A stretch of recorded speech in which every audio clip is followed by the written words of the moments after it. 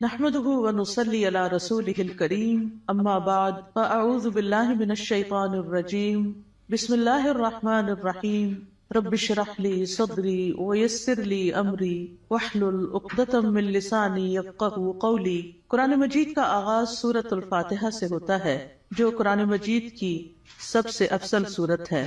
نبی صلی اللہ علیہ وسلم کسی سفر میں تھے تو ایک آدمی آپ کے پاس اترا۔ وہ کہتا ہے کہ نبی صلی اللہ علیہ وسلم نے اس کی طرف متوجہ ہو کر فرمایا، کیا میں تمہیں قرآن کے افضل حصے کے بارے میں نہ بتاؤں؟ پھر آپ صلی اللہ علیہ وسلم نے اس پر الحمدللہ رب العالمین کی تلاوت کی۔ سورۃ الفاتحہ ایک بے مثال سورت ہے۔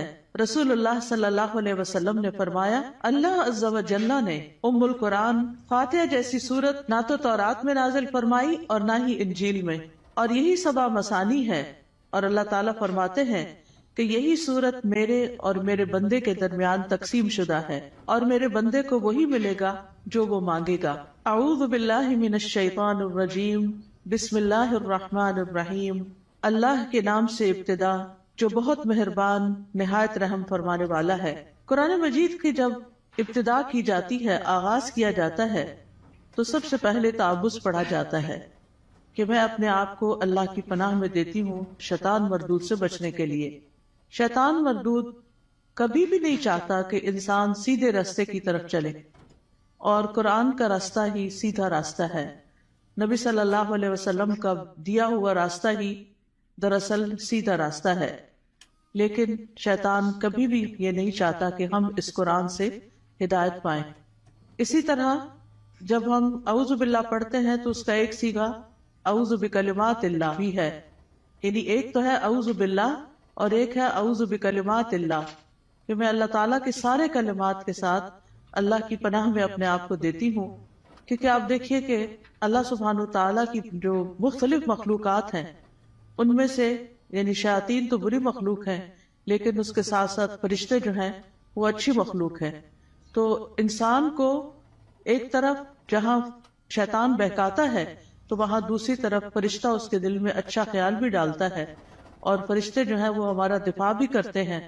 تو اس لیے اللہ سبحانہ تعالیٰ کی مدد کے ساتھ قرآن کا آغاز کرنا چاہیے۔ بسم اللہ الرحمن الرحیم سے اللہ کا نام لے کر جو کہ بہت مہربان نہایت رحم فرمانے والا ہے۔ الحمدللہ رب العالمین الرحمن الرحیم مالک یوم الدین ایاک نعبد و ایاک نستعین۔ سب تعریف اللہ تعالیٰ کے لیے ہے جو تمام جہانوں کا رب ہے، نہایت مہربان ہے، بار بار رحم فرمانے والا ہے، بدلے کے دن کا مالک ہے۔ ہم صرف تیری ہی عبادت کرتے ہیں اور صرف تجھ ہی سے مدد چاہتے ہیں۔ سورۃ الفاتحہ کی اہمیت کی ایک وجہ یہ بھی ہے کہ یہ سب سے زیادہ نفع مند دعا پر مشتمل ہے۔ ابن تیمیہ کہتے ہیں کہ جب میں نے غور کیا کہ سب سے نفع مند دعا کون سی ہے تو بس وہ اللہ کی رضا کے کاموں پر مدد مانگنے کی دعا ہے کہ اللہ اپنی پسند کے کاموں پر ہماری مدد فرما۔ پھر میں نے سورۃ فاتحہ کی اس آیت ایاک نعبد و ایاک نستعین میں اس دعا کو پا لیا، اور اس میں دراصل انسان اللہ کی عبادت کی بات کرتا ہے کہ اللہ میں تیرا بندہ ہوں، تیری عبادت کرتا ہوں، تیری عبادت کرنا چاہ رہا ہوں۔ اور جیسا کہ آئندہ رمضان آ رہا ہے تو اس میں ہم عام دنوں سے زیادہ انشاءاللہ اللہ تعالیٰ کی عبادت کریں گے۔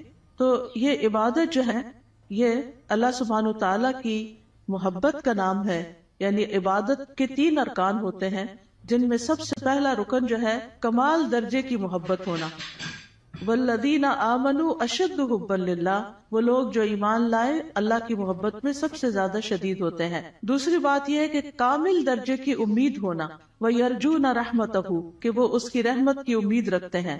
اور تیسرے اللہ تعالیٰ کا کامل خوف ہونا، یعنی یہ 3 چیزیں انسان کے اندر ہوں تو انسان عبادت گزار ہوتا ہے۔ اللہ کی محبت، اللہ کا خوف اور اللہ سے امید بھی۔ اور اللہ تعالیٰ کے علاوہ کسی اور کی عبادت کرنا جائز نہیں، اور عبادت اللہ کا حق ہے۔ اور ایاک نستعین کا مطلب ہے کہ ہم تجھ سے مدد چاہتے ہیں۔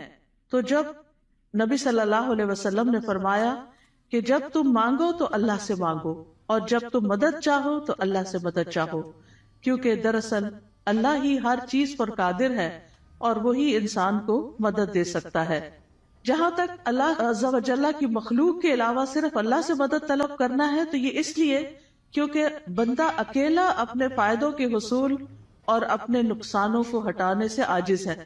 یعنی اگر میں چاہوں کہ میں اکیلی ہی اپنے فائدے حاصل کر لوں یا جو بھی کوئی نقصان دہ چیز ہے یا تکلیف دہ چیز ہے اس سے چھٹکارا پا لوں تو یہ میرے بس کی بات نہیں ہے.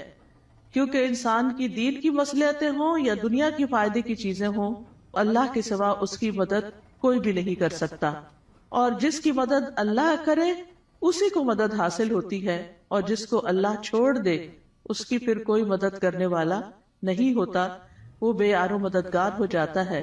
اسی لیے ہم کہتے ہیں لا حول ولا قوت الا باللہ، کہ کوئی توفیق نہیں مل سکتی، کوئی قوت نہیں ہوتی مگر اللہ کے ساتھ.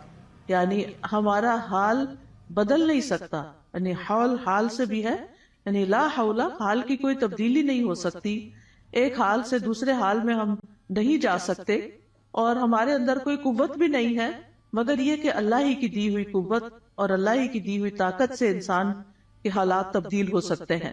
یعنی ہماری زندگیوں میں کئی مسائل ہوتے ہیں، کبھی بچوں کے مسائل، کبھی رشتہ داروں کے مسائل، کبھی اور مالی مسائل، یعنی کئی طرح کی چیزیں انسان کو پریشان کرتی رہتی ہیں.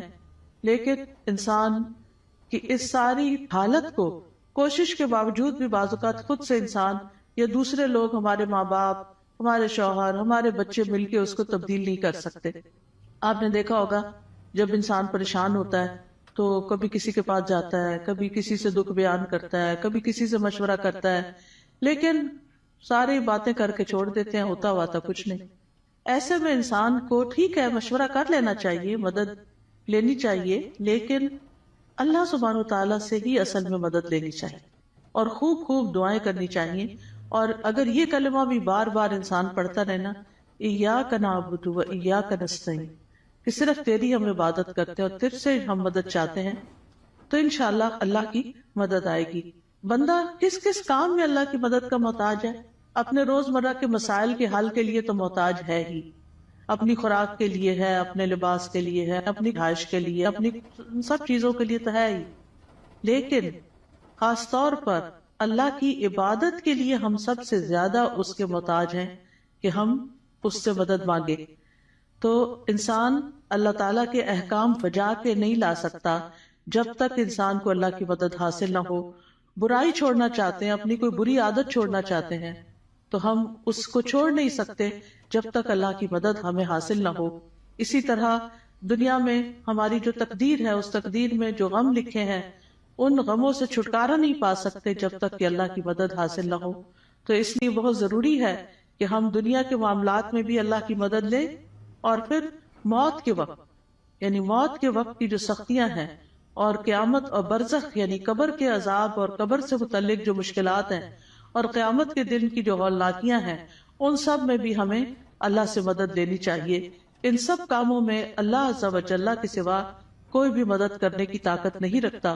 تو جو شخص اللہ کی مدد طلب کرنے کا حق ادا کرتا ہے تو اللہ تعالیٰ ان کاموں میں اس کی مدد بھی کرتا ہے. اہدنا الصراط المستقیم، تو ہمیں سیدھا راستہ دکھا، کیونکہ ہدایت سب سے بڑی ضرورت ہے جو انسان مانگتا ہے اللہ تعالیٰ سے. یعنی مانگنے کی چیزیں تو بہت ہے، لیکن سب سے اہم ترین چیز جو ہے وہ ہدایت ہے، کہ اللہ تعالیٰ ہمیں ہدایت عطا فرمائے.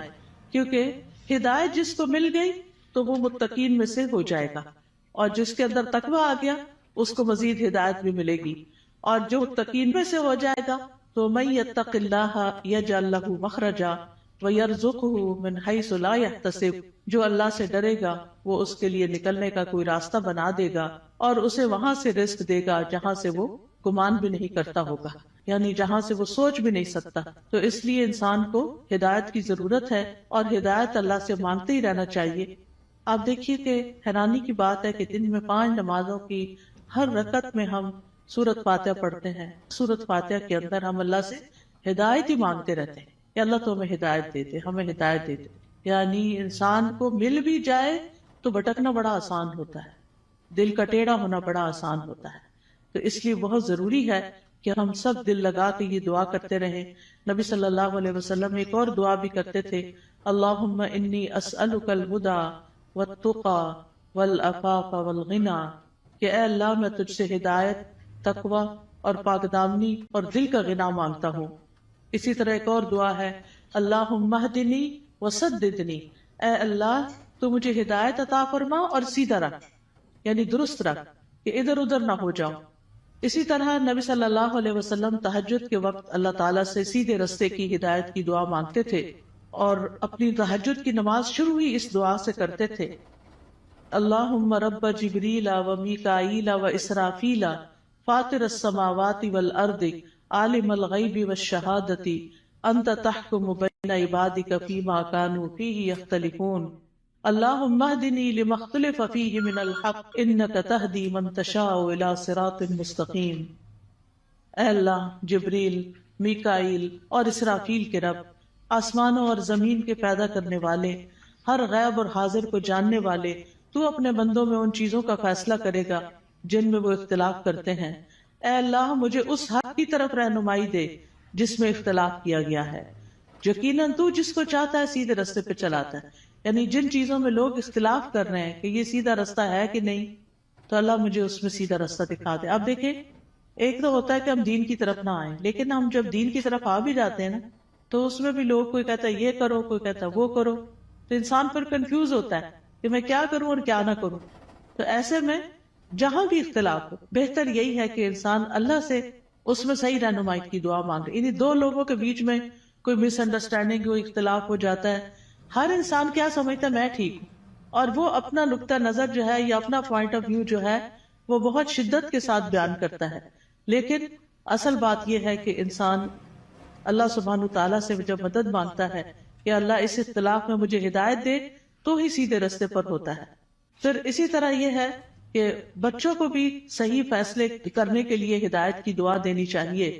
عبد الحمید بن سلمہ کہتے ہیں کہ ان کے والدین ان کے متعلق اپنا مقدمہ لے کر نبی صلی اللہ علیہ وسلم کی خدمت میں حاضر ہوئے۔ میرے والدین میں سے ایک مسلمان تھا، دوسرا نہیں تھا، کافر تھا۔ نبی صلی اللہ علیہ وسلم نے بچے کو اختیار دیا تو وہ ان دونوں میں سے جو کافر تھا اس کی طرف متوجہ ہو گیا۔ تو آپ کو فکر لگی کہ یہ اگر کافر لے جائے گا تو بچے کو کافر بنا دے گا۔ تو آپ صلی اللہ علیہ وسلم نے اسی وقت دعا کی، اللہم اہدہ، اللہ اس کو ہدایت دے دے۔ تو وہ مسلمان کی طرف متوجہ ہو گیا۔ تو پھر آپ نے فیصلہ اس کے حق میں کیا، کیونکہ آپ خود سے نہیں اس بچے کو کہہ سکتے تھے یا خود سے دے نہیں سکتے تھے، وہ بچے کی چوائس پر تھا کہ وہ کدھر جانا چاہتا ہے۔ تو آپ نے اس کے لیے دعا شروع کر دی۔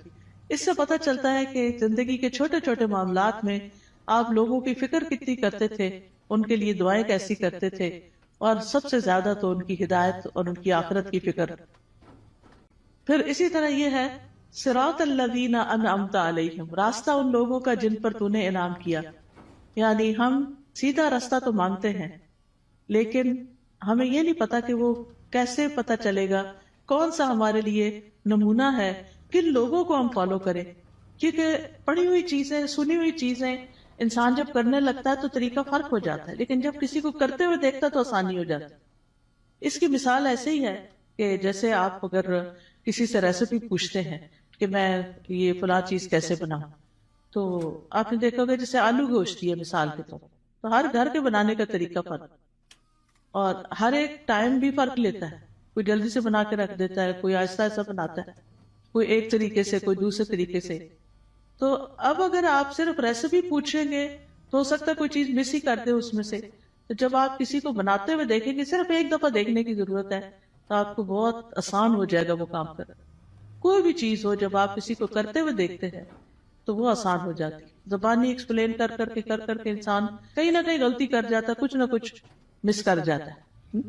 اور آج اہدنا الصراط المستقیم پہ بات ہونی تھی، تو اللہ نے ہمیں وہ گما کے آئے ہیں تو پتہ چلے کہ اگر ایک ٹرن بھی زندگی میں الٹا لیتے ہیں، کہیں غلط فیصلہ کرتے ہیں، تو کہیں سے کہیں پہنچ جاتے ہیں، بالکل ہی یعنی قریب آنے کی بجائے اور دور نکل جاتے ہیں، صرف ایک ٹرن اگر غلط لے لیں آپ۔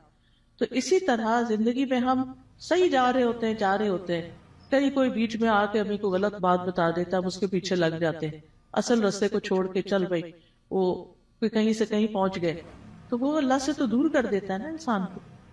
تو اس لیے ہمیں یہ کہا گیا ہے کہ ان لوگوں کا راستہ مانگو جو ہدایت پر تھے، اور وہ کون تھے؟ انبیاء تھے، صدیقین تھے، شہداء تھے، صالحین تھے، نیک لوگ تھے، صحابہ کرام تھے، تابعین تھے، تبع تابعین تھے، جن کو آپ صلی اللہ علیہ وسلم نے خیر القرون میں سے قرار دیا. تو کتنا ضروری ہے کہ ہم ان لوگوں کی زندگیوں کے بارے میں پڑھیں، وہ کیا کرتے تھے. ہم آج کے لوگوں کو رول ماڈل بنا لیتے ہیں، وہ بیچارے تو خود بعض اوقات نہیں سمجھتے کہ انہیں کیا کرنا چاہیے. تو اصل رول ماڈل جو ہیں ہمارے وہ صحابہ کرام ہیں، صحابیات ہیں، کہ انہوں نے نمازیں کیسے پڑھی، ان کے روزے تہجد کیسے تھے، ان کا صدقہ خیرات کیسا تھا، ان کے لوگوں سے معاملات کیسے تھے، ان کی خوشی اور ناراضگی کیسی تھی.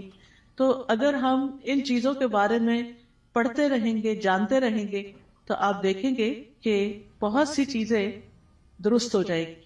یعنی اپنی غلطیاں بھی نظر آئیں گی اور جو اچھے کام ہیں وہ بھی، اور ان کی زندگی کے واقعات اور حالات بہت موٹیویشنل بھی ہوتے ہیں. یعنی اگر آپ صحابہ کی کہانیاں پڑھیں تو انسان روئے بغیر رہ نہیں سکتا.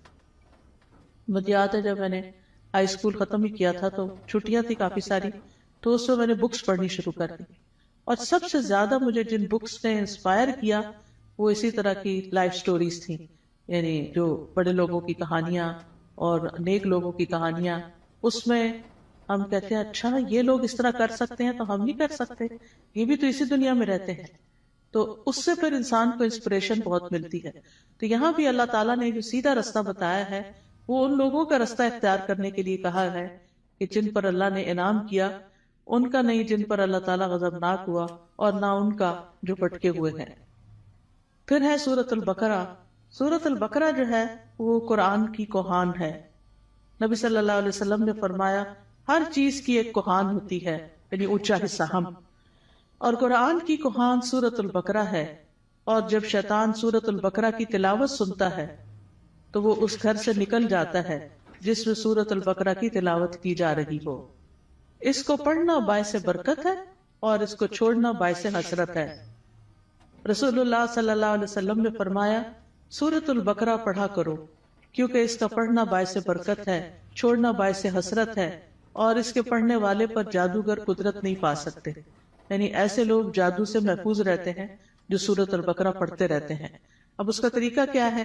کیونکہ لوگ پوچھتے ہیں کہ اچھا پھر کیسے پڑھیں. ایک تو یہ ہے کہ ایک ہی دن میں ساری پڑھ لیں، اور کیسے بہت سارے لوگ ہوتے ہیں جو روز سورۃ البقرہ پڑھتے ہیں. اور ایک یہ ہے کہ ایک ایک سپارہ کر کے آپ روز پڑھ لیں. ایک یہ ہے کہ ربع ربع ربع ربع کر کے آپ اس کو، یعنی کہ 8 اور 10 دن لگ جاتے ہیں تقریباً اس طرح، تو مہینے میں 3 دفعہ ہو جائے گی.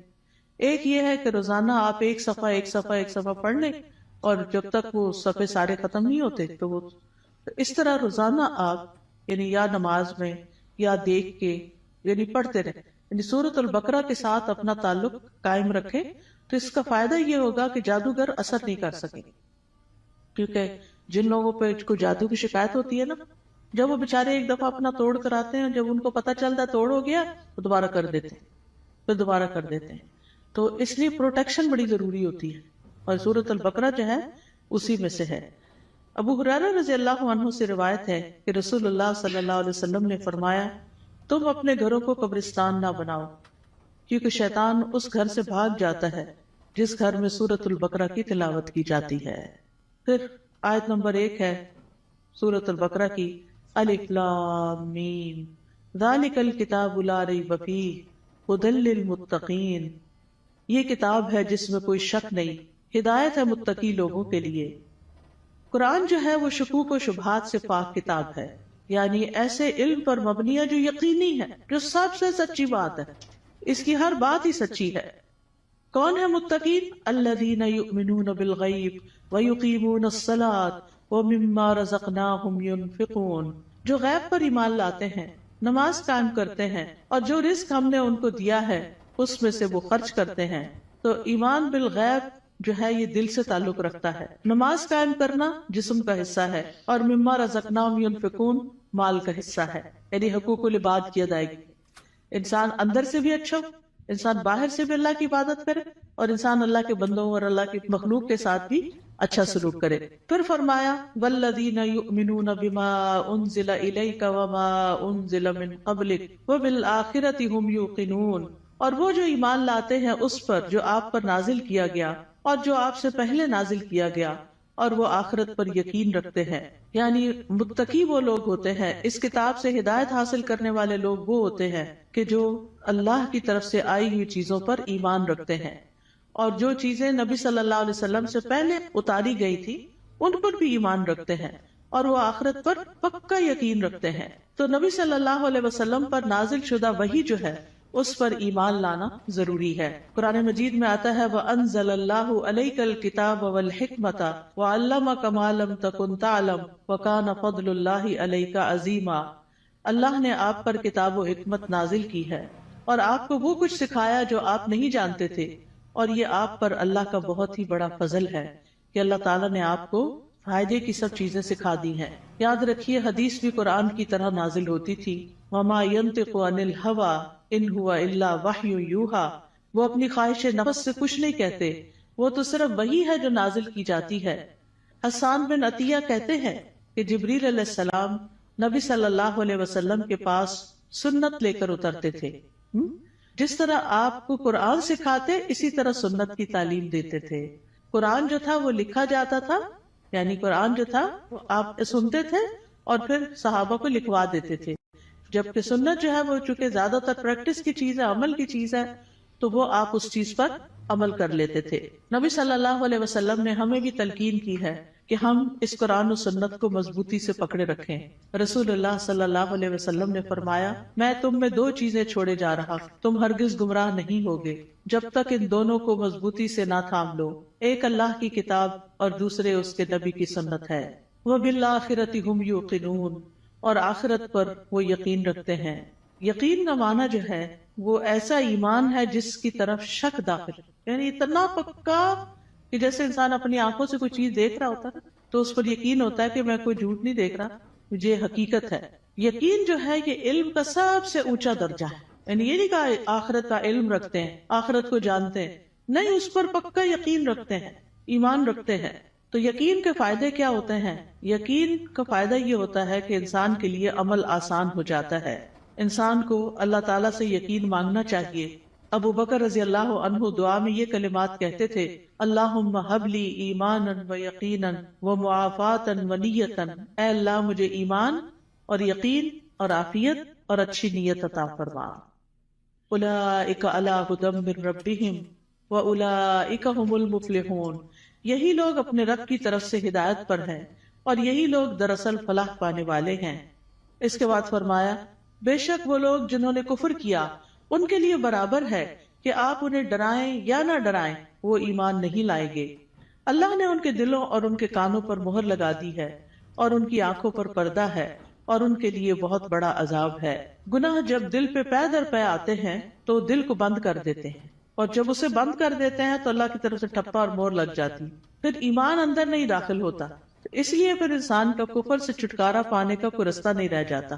ختم اللہ علی قلوبہم. اور پھر کان بھی نہیں سنتے اور آنکھیں بھی نہیں دیکھتی، کہیں سے بھی عبرت نہیں ہوتی. انسان ایسے ہی جانوروں کی طرح زندگی گزار کر پھر اللہ کے پاس چلا جاتا ہے اور وہاں جا کر بہت بڑے عذاب کا سامنا کرتا ہے. اس کے بعد ایک تیسرے گروہ کی بات کی گئی اور وہ ہے منافقوں کا گروہ. وَمِنَ النَّاسِ مَن يَقُولُ آمَنَّا بِاللَّهِ وَبِالْيَوْمِ الْآخِرِ وَمَا هُمْ بِمُؤْمِنِينَ. لوگوں میں سے کچھ ایسے بھی ہوتے ہیں جو کہتے ہیں ہم اللہ اور یوم آخرت پر ایمان لائے، حالانکہ وہ مومن نہیں ہوتے. وہ اللہ کو دھوکہ دیتے ہیں اور ان لوگوں کو جو ایمان لائے، اور نہیں وہ دھوکہ دیتے مگر اپنے آپ ہی کو، اور وہ اس کا شعور نہیں رکھتے. فی قلوبہم مرض فزادہم اللہ مرضا ولہم عذاب علیم بما کانوا یکذبون. ان کے دلوں میں ایک بیماری ہے تو اللہ نے ان کی بیماری کو اور زیادہ کر دیا اور ان کے لیے دردناک عذاب ہے، اس لیے کہ وہ جھوٹ بولتے تھے. تو یہ کون سی بیماری ہے؟ یہ دنیا کی محبت کی بیماری ہے.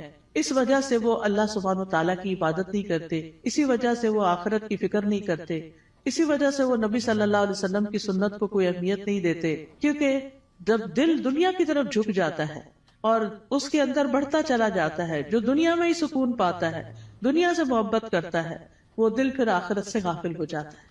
اور جب آخرت سے غافل ہو جاتا ہے تو پھر اللہ سبحانہ و تعالیٰ ایسے بندے کو اس کے نفس کے حوالے کر دیتے ہیں اور پھر آخرت میں اس کے لیے دردناک عذاب ہے.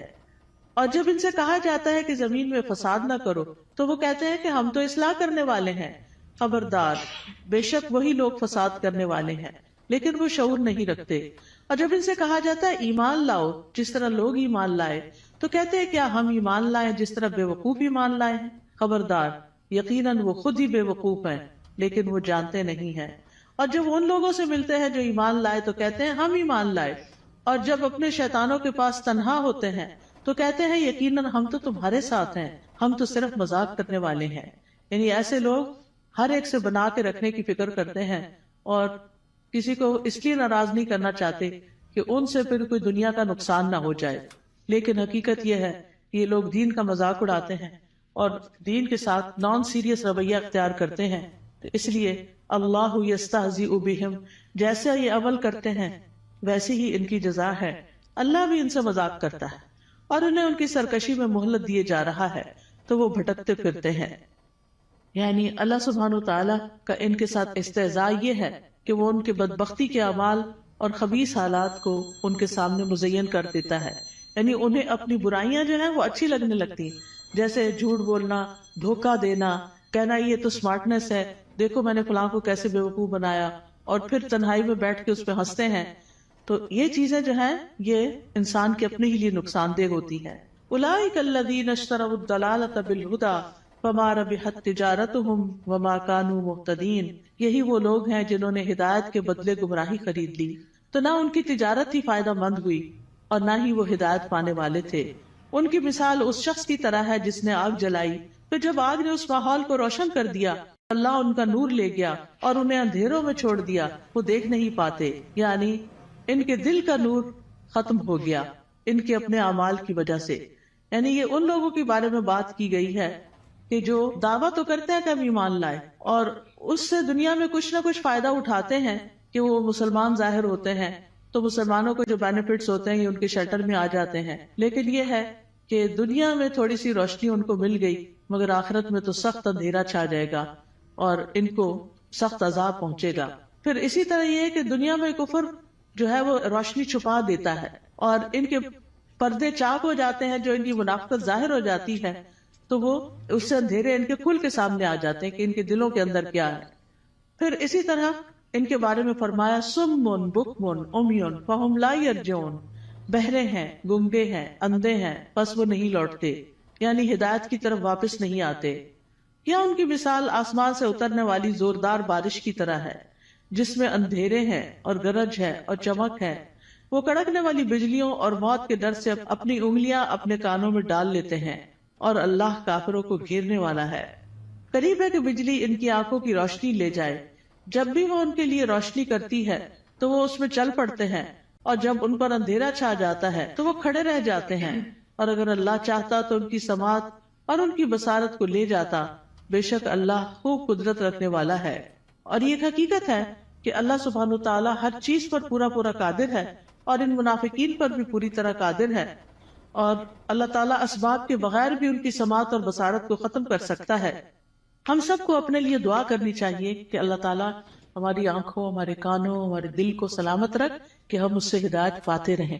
سنن ترمذی میں ایک دعا آئی ہے بڑی خوبصورت، وَمَتِّعْنَا بِأَسْمَاعِنَا وَأَبْصَارِنَا وَقُوَّاتِنَا أَبَدًا مَا أَحْيَيْتَنَا وَاجْعَلْهُ الْوَارِثَ مِنَّا، کہ اللہ ہمیں ہماری سماعت، ہماری بصارت، ہماری قوت سے فائدہ پہنچا اور اسے ہمارا وارث بنا دے.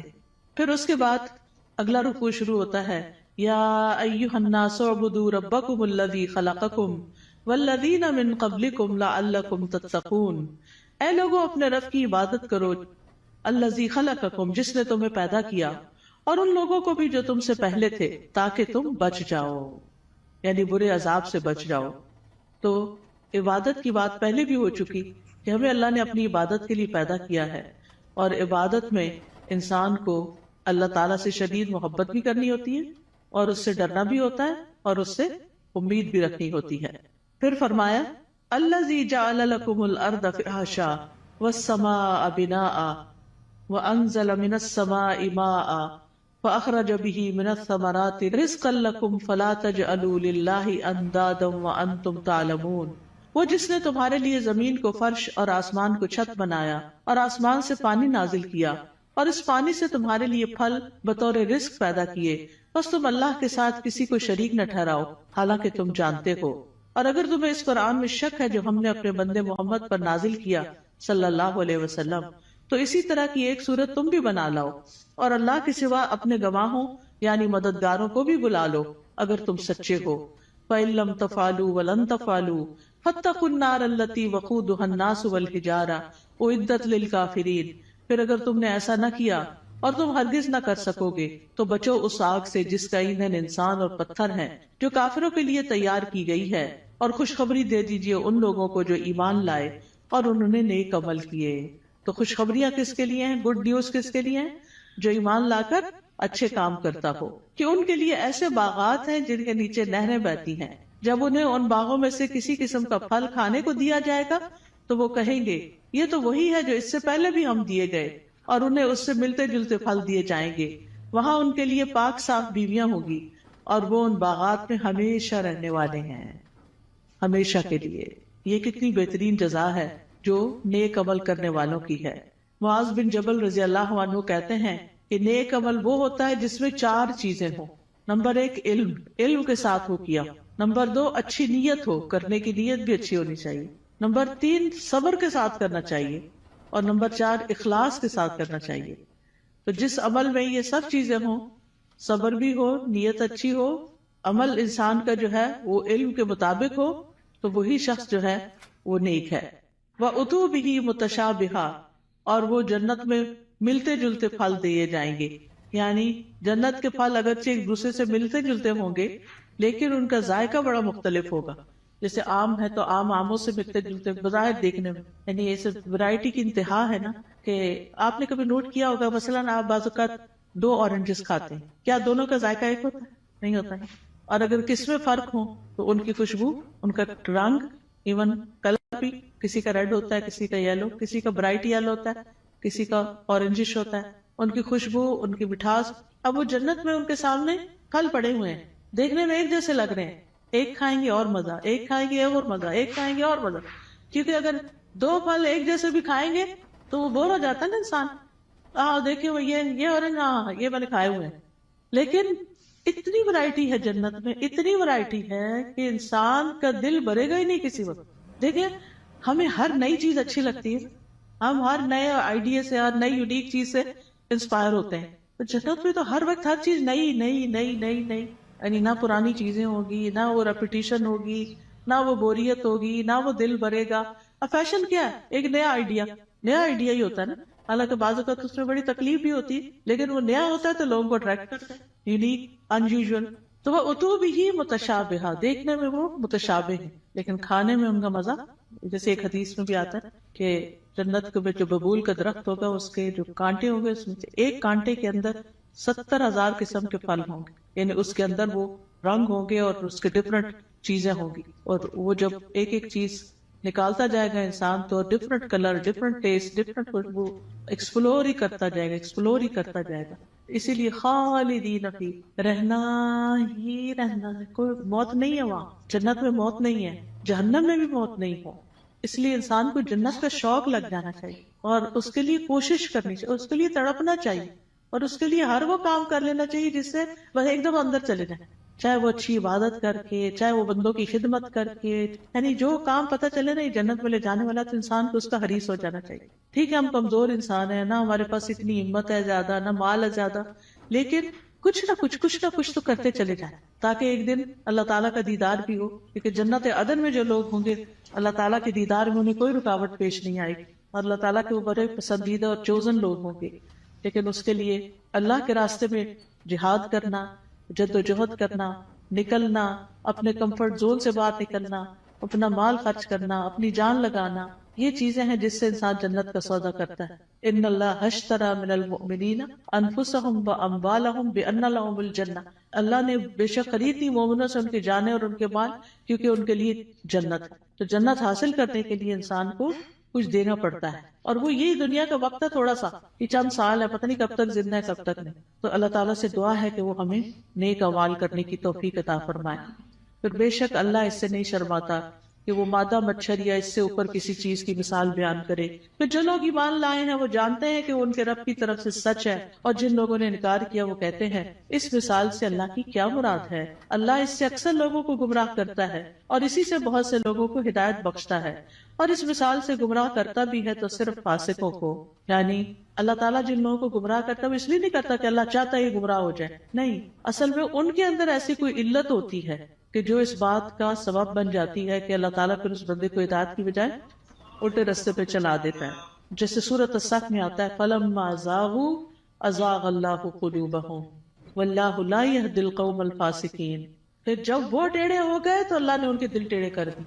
انسان سیدھا راستہ چھوڑ کے ٹیڑھے پہ جاتا ہے تو پھر اللہ تعالیٰ اس کو اسی کے حوالے کر دیتا ہے، اور اللہ نافرمان لوگوں کو ہدایت نہیں دیتا.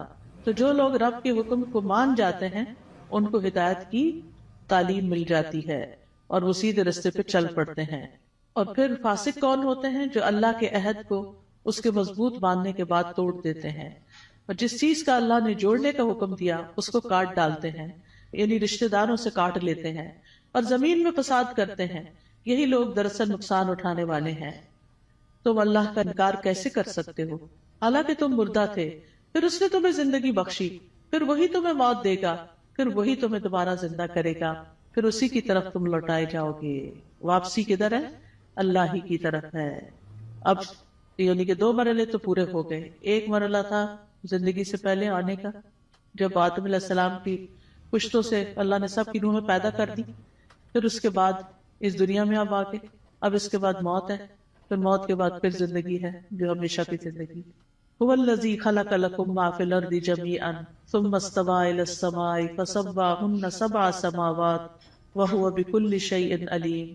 وہ اللہ ہی تو ہے جس نے وہ سب کچھ جو زمین میں ہے تمہارے لیے پیدا کیا، پھر وہ آسمانوں کی طرف متوجہ ہوا تو ان کو ٹھیک کر کے 7 آسمان بنا دیا، اور وہ ہر چیز کا خوب علم رکھنے والا ہے. یہ اللہ تعالیٰ کا ہم پر احسان ہے کہ اس نے ہمارے لیے فائدے کی چیزیں اور عبرت کے سامان زمین میں پیدا کیے، اور ہر وہ چیز جو اللہ نے بنائی وہ ہمارے استعمال کے لیے ہے. تو اللہ تعالیٰ سے دعا ہے کہ وہ ہمیں ان نعمتوں سے بھرپور فائدہ اٹھا کر اس کی اطاعت میں اپنی جان لگانے کی توفیق عطا فرمائے. وآخر دعوانا ان الحمد للہ رب العالمین.